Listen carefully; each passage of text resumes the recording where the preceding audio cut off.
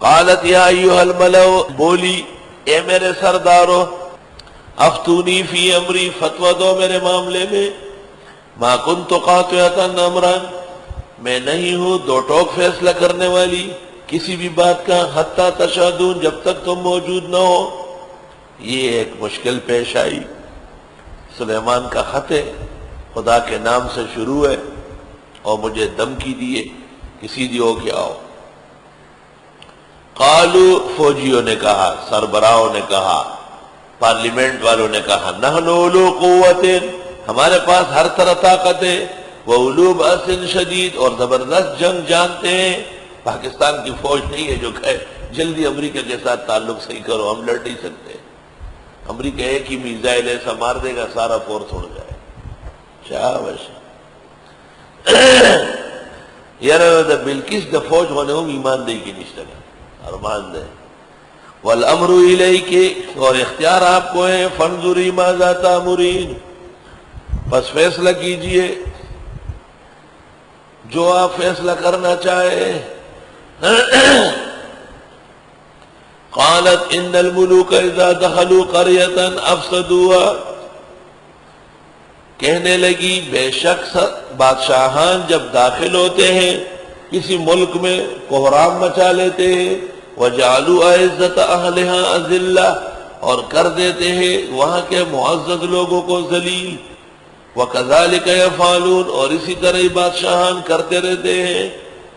بلقیس نے کہا کہ لڑائی ٹھیک نہیں ہے، یکدم لڑائی کی تیاری نامناسب بات ہے، مہذب شریف انسان معلوم ہو رہا ہے، اور ویسے جب لڑائی میں وہ یہاں آئے گا تو سب سے پہلے تمہاری اور ہماری پٹائی ہوگی، عورت ہے نا، خزہ غریبہ ہو آخر یری کیا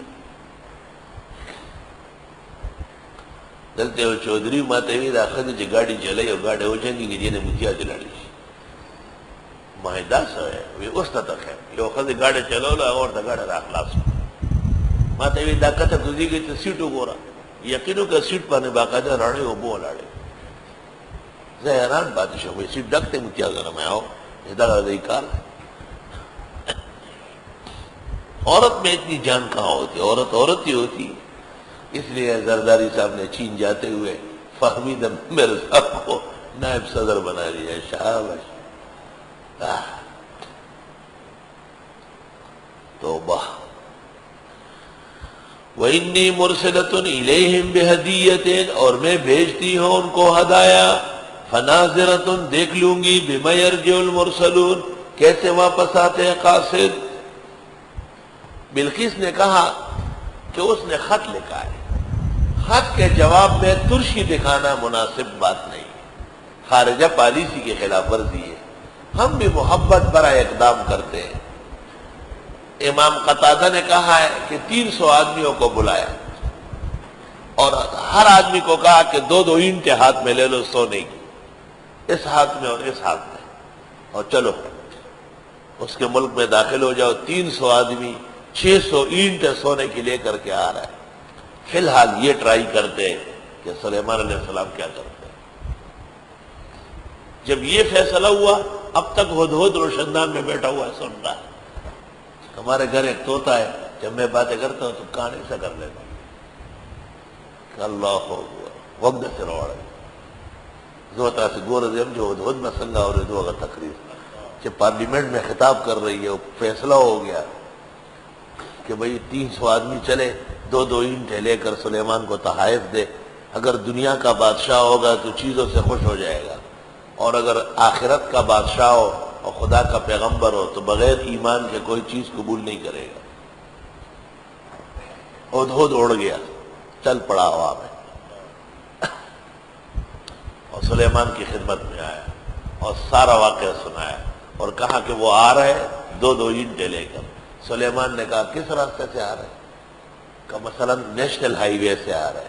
سلیمان نے جنات اور انس و جن کو حکم دیا کہ جہاں سے وہ داخل ہوں گے پوری زمین چاندی کی کر لو، اور دونوں طرف درختوں میں سونا لگا لو، اور درختوں میں کوئی ٹہنی اور پتہ نظر نہ آئے جو یاقوت و زبرجد ڈال لو، اس کا نشہ دماغ سے نکالتا ہوں۔ یہ مجھے سونے سے ترخانا چاہتی ہے، جن اور انس سارے لگ گئے، اور وہ پورا روڈ جہاں سے 300 آدمیوں نے آنا تھا، ایک قسم کا ان کا اکرام بھی تھا، وہ سونے اور چاندی اور یاقوت و زبرجد کا ہو گیا۔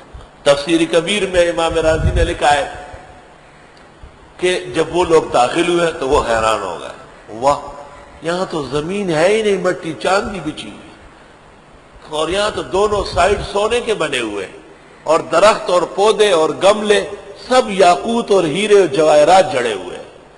تو ہم نے کیا، جو ہے نا، ایک آدمی کا پورا باغ ہے مالٹوں کا، اور آپ 2 مالٹے ہاتھ میں اٹھا کے کہ آپ کے لیے لائے ہو، بہت بے عزتی کی بات ہے۔ انہوں نے کہا اس کو دہ مارتے ہیں زمین میں، کوئی ضرورت نہیں۔ پھر حکم خیال آیا کہ بھائی ملکہ کا حکم ہے، اب ہم کیا، ہم تو نوکر ہیں، پیش ہوں گے۔ وہاں سے لے کر کے سلیمان کے دربار تک کیا کیا شان و شوکت تھی۔ جب حضرت سلیمان کی خدمت میں پیش ہوئے، فلما جاء سلیمان، جب یہ لوگ تحفے تحائف سمیت حضرت کی خدمت میں آئے، قال، آپ نے کہا، اتمدوننی بمال، تم میری مدد کرنا چاہتے ہو مال سے، فما آتانی اللہ خیر، پس جو دیا ہے اللہ نے مجھ کو وہ بہت بہتر ہے، مما آتاکم، وہ جو اللہ نے تم کو دیا، بل انتم بہدیتکم تفرحون، بلکہ تم اپنے ہدایہ پر خوشی رہو، یہ تم ہی رکھو۔ ارجی الیہم، چلو ان کی طرف، فلناتینہم بجنود، میں لے آؤں گا ان کے خلاف لشکر، لا قبل لہم بہا، نہیں مقابلہ کر سکیں گے وہ اس کا، وَلَنُخْرِجَنَّهُمْ مِنْهَا ذِلَّةً وَهُمْ صَاغِرُونَ، اور ہم نکال دیں گے ان کو وہاں سے ذلیل کر کے، اور وہ ہوں گے بہت چھوٹے، بہت کمزور۔ یہ وفد واپس چلا گیا۔ بل انتم بہدیتکم تفرحون کے 2 مطلب ہیں۔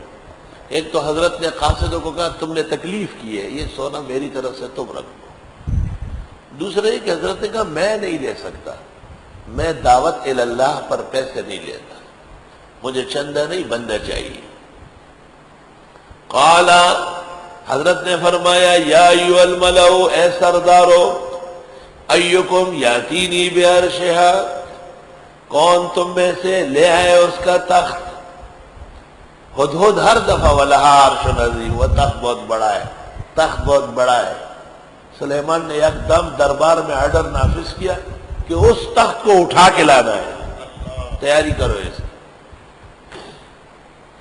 کیونکہ سلیمان علیہ السلام کو ہدہد نے دوبارہ اطلاع دے دی کہ بلقیس نے فوج تیار کیا اور آپ کی خدمت میں حاضری دینا چاہتی ہے، اور براہ راست آپ کے احکامات ماننا چاہتی ہے۔ تو سلیمان علیہ السلام نے اس وقت کہا کہ بلقیس جب یہاں آئے گی تو اس جیسے تخت تو ہمارے پاس نہیں ہے، ہدہد کہہ رہا ہے، تو پھر بہتر یہ نہیں ہے کہ اس کے آنے سے پہلے وہ تخت یہی رکھے، اپنے اس تخت پر یہاں کے آرام کرے۔ کیا سلطنت تھی، محلات میں بند تخت،